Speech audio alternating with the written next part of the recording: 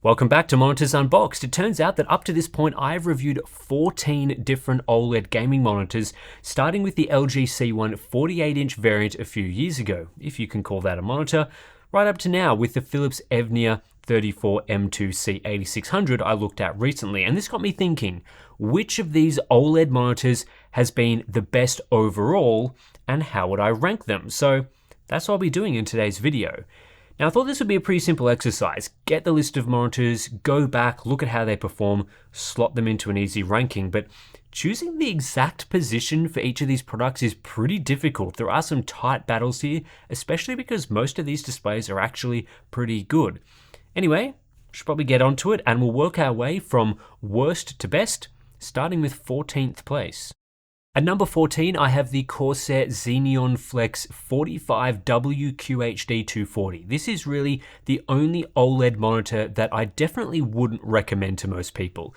It's an interesting concept, having a 45-inch ultra-wide OLED panel with a user-adjustable curve, and it's a concept I actually like. Keep the monitor flat for productivity work, then curve it up for gaming to bring those edges in and increase its immersivity. But other elements to this display make it hard to recommend. The biggest issue for me was the low pixel density, having just a 3440 by 1440 resolution with the issues of RWBG subpixel layouts that we get from, of course, those WOLED panels. It led to poor text clarity, which really severely impacted the usability of this monitor for desktop productivity work. And without a very good productivity experience, having an adjustable curve to suit productivity use cases becomes a bit pointless. It's also a very expensive product, coming in at $2,000 US, which made it difficult to recommend over other ultra-wide options, and ultimately, that's why it sits in 14th on this list. In 13th place, I have the Gigabyte Auris FO48U. Now, this isn't a bad monitor, but when thinking about all the OLEDs I've tested, I find it difficult these days to recommend a 48-inch product to most people, especially now that we have lots of 42-inch options. 48 inches, even at 4K like this monitor, is simply too large for most desks and often requires a larger than standard viewing distance to get an optimal experience. For that reason, the 48-inch monitors I've reviewed have fallen down the rankings.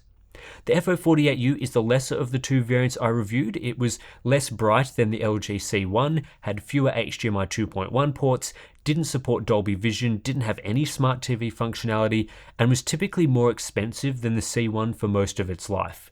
The main advantage it brought was a DisplayPort connector, but alone this wasn't enough to get a recommendation. In 12th spot is the other 48-inch monitor I've reviewed, the original LG C1 in its smallest size at the time. Again, the primary reason for a low ranking here is the size. I think 48 inches is too large. However, it did typically offer a better experience than the FO48U, with higher brightness and many more features. It also packed the same 120Hz refresh rate as the Gigabyte model, which by modern standards is quite a middling refresh rate for an OLED panel. One of the things LG did really well with its C1 was keeping it at a low price for most of its life, not just in the US, but in other regions as well. It was pretty common to find it for below $1,000, making it one of the cheaper entry points to true HDR gaming for PC users, if you could stomach the size. These days we have more plentiful options, including stuff at sane sizes, but a few years ago the C1 was a sought-after product among a certain crowd. In 11th spot and above, we get to the monitor sizes and formats that make sense to recommend, but aren't quite as polished as the higher rankings we'll get to shortly. In this position, I have the Acer Predator X27U, which is one of the products I've tested more recently. The 27-inch 1440p 240Hz WOLED panel used here is quite good and provides a highly versatile gaming experience, but unfortunately Acer didn't nail the execution, which makes it the hardest to recommend of the 4 monitors I've tested that use this panel. The main issues with the X27U were weak HDR accuracy, mediocre brightness for this panel, especially in the SDR mode, an inability to disable the automatic brightness limiter, and annoying firmware quirks when switching between the HDR and SDR modes. Given it also commanded a higher price than its competitors, I think a position in this list of 11th is fair despite otherwise featuring all of the usual OLED benefits. In 10th place, I guess giving it a top 10 position, is the Philips AVNIA 34M2C 8600. This is the first 34-inch QD OLED to make an appearance on the list. But because we're going from worst to best, that also means it's the least good of the 5 monitors I've tested that use this panel. And like with the Predator X27U, this isn't so much due to the panel itself, but Philips' integration and execution. I have the Philips ahead of the Acer because it has fewer firmware annoyances, but unlike any of the monitors ahead of it, the AVNIA suffers from pretty janky HDR accuracy. You can either choose between the full 1000 nit experience with poor accuracy or a brightness limited mode with much better accuracy. That's not a great limitation, and when combined with a high price tag, it sees itself bump down the rankings. However, I did like the AmbiGlow RGB LED integration and its excellent sRGB mode calibration, so it's not all bad here. In 9th, I have the Corsair Zenion 27QHD240, another of the 27-inch 1440p 240Hz W OLED monitors. This variant finishes above the Acer X27U and also the Philips QD-OLED because it has fewer firmware issues than the Acer model and doesn't suffer from the bizarre HDR problems of the Philips. It's not an especially accurate HDR monitor, hence why it's in 9th position, but out of the box it's more usable than the 2 previous displays while retaining excellent factory calibration. What the Corsair model doesn't do especially well, hence its mid-tier ranking, is brightness, both in the SDR and HDR modes. It's not a great monitor for desktop apps due to its low SDR brightness, and for HDR I've seen better from other W OLED and QD OLED variants. But outside of this, I quite like the design, and it's quickly come down in price to something more reasonable. So again, not a bad monitor. Around this position is where things started to become exceptionally tricky. At number 8, I've got the Asus ROG Swift PG42UQ, a 42-inch 4K W OLED monitor at 138Hz, designed for PC gaming with features like DisplayPort and a matte finish. This is quite a good monitor, and while still a large format display, it's much more usable at a normal viewing distance compared to the 48-inch monitors I ranked much further down. The main competitor to the PG42UQ is the LG C2, and for the most part these displays trade blows in performance and features. The Asus model is brighter, has a higher refresh rate, matte coating, and has some nice PC-specific features like the ability to disable the ABL, but it lacks the Smart TV functionality, Dolby Vision support, and full hardware calibration controls, which the C2 has alongside a glossy screen coating that some may prefer. While it's hard to separate them from a features standpoint, I've ranked the PG42UQ below the LG purely because of its typical price over its lifespan so far. The LG model has been much cheaper, which makes it easier to recommend, so for the Asus model, it'll have to settle for 8th.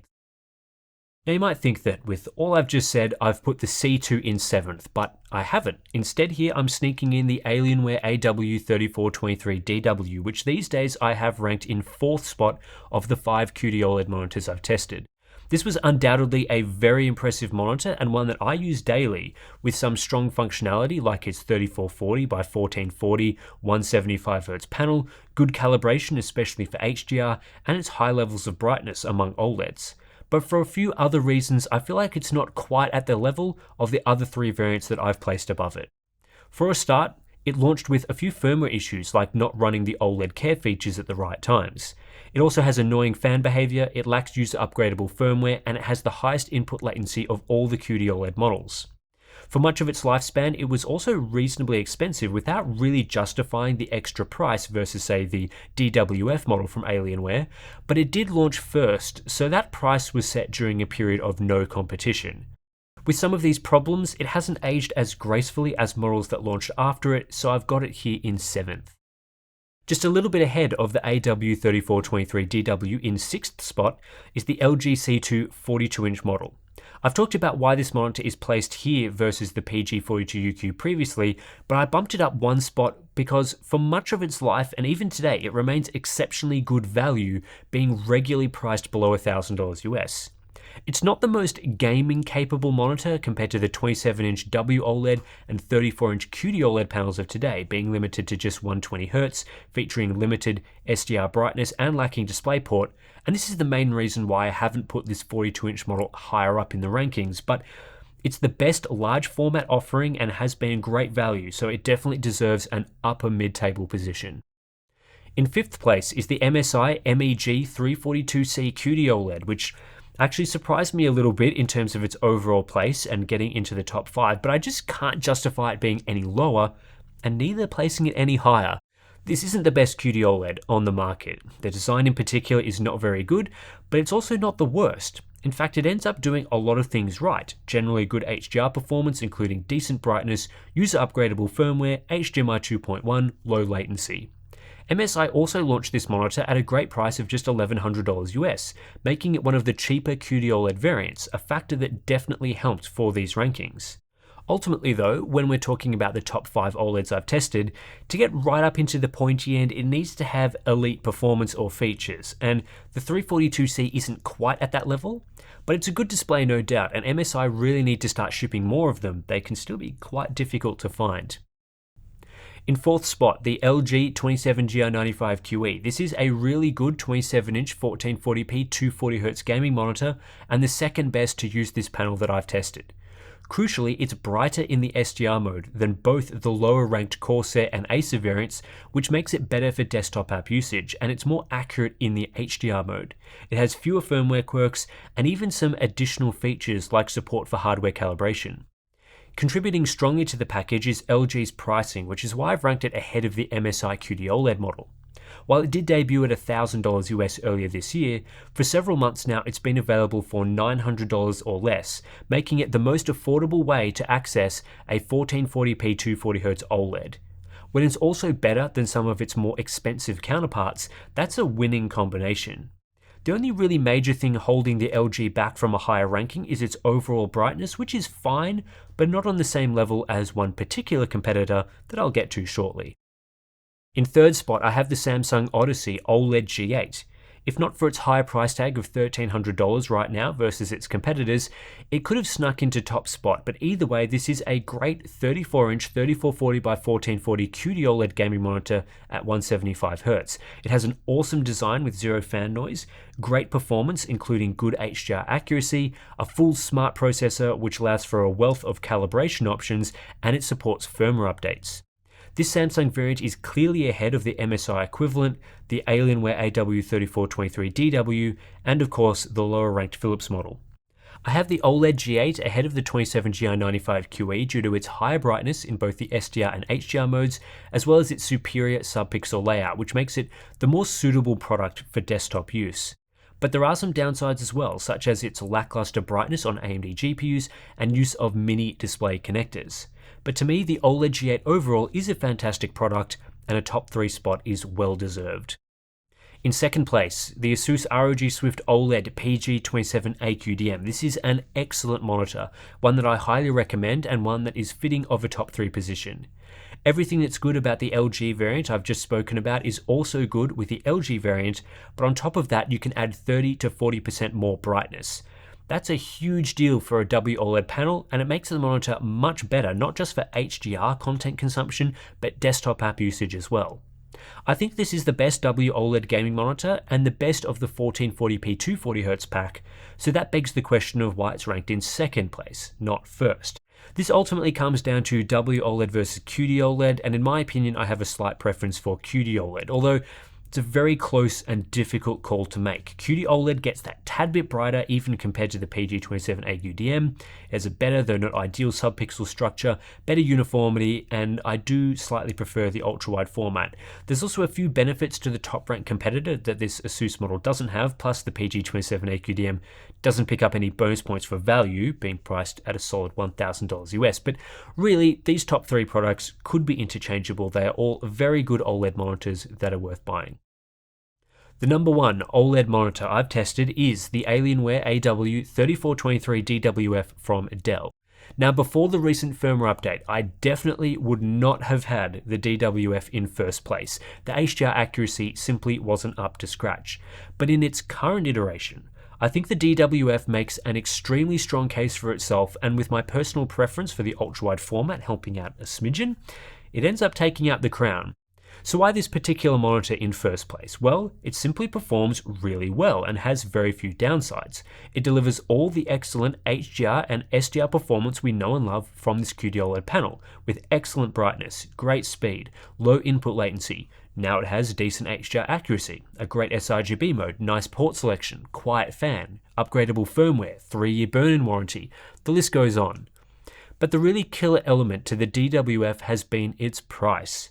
Despite offering a great array of hardware and features, the DWF has always been on the cheaper end of the pricing range, with its $1,100 MSRP and occasional sales to $1,000. While I think the OLED G8 does have some notable advantages like its design and better display processing hardware, the gap in price is often $200 to $300, which is pretty significant for not a huge difference in end quality. Dell really created a winner here, and while it did take around 6 months to get the firmware up to scratch, buyers of this product would be extremely happy with what they've got. Anyway, that's it for this ranking video, just something a little bit different from Monitors Unboxed after quite a few reviews that I've been working on and a few other things. If you're interested in any of the products I've talked about here, be sure to check out the full reviews on this channel. I think some of them are on Hardware Unboxed, but most of them are on Monitors Unboxed.